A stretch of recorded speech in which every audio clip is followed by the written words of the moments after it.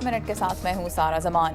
یمن کے جنوبی حصے میں آج 3 مختلف سیکیورٹی تنصیبات پر حملوں میں کم از کم 58 فوجیوں اور پولیس اہلکاروں کی ہلاکت کی اطلاع ہے۔ حکومت نے حملے کی ذمہ داری القاعدہ سے منسلک گروہوں پر عائد کی ہے۔ شام نے کہا ہے کہ وہ ملک میں امن کے لیے مجوزہ بین الاقوامی کانفرنس میں فائر بندی کا مطالبہ کرے گا۔ نائب وزیر اعظم کے مطابق صورتحال ایسے موڑ پر ہے جہاں نہ تو فوج اور نہ ہی مخالفین اتنے مضبوط ہیں کہ دوسرے کو شکست دے سکیں۔ کمبوڈیا میں بادشاہ کے کزن نے جو حزب اختلاف کا حصہ بھی ہیں ملک میں سیاسی بحران کے حل تک بھوک ہڑتال کا اعلان کیا ہے۔ حزب اختلاف کا الزام ہے کہ حکومت نے جولائی کے انتخابات میں دھاندلی کی، جس کی تحقیقات ہونے تک وہ پارلیمنٹ کا بائیکاٹ کرے گی۔ اور میکسیکو میں طوفان سے متاثرہ علاقوں میں لوگوں کی تلاش اور امداد کا کام جاری ہے۔ بڑے پیمانے پر سڑکوں اور پلوں کے تباہ ہونے سے لوگوں تک پہنچنا دشوار ہے۔ اب تک 100 کے قریب افراد ہلاک ہو چکے ہیں جبکہ درجنوں لاپتہ ہیں۔ یہ تھا VOA نیوز منٹ۔ خبروں کی تفصیلات کے لیے آئیے urduvoa.com پر۔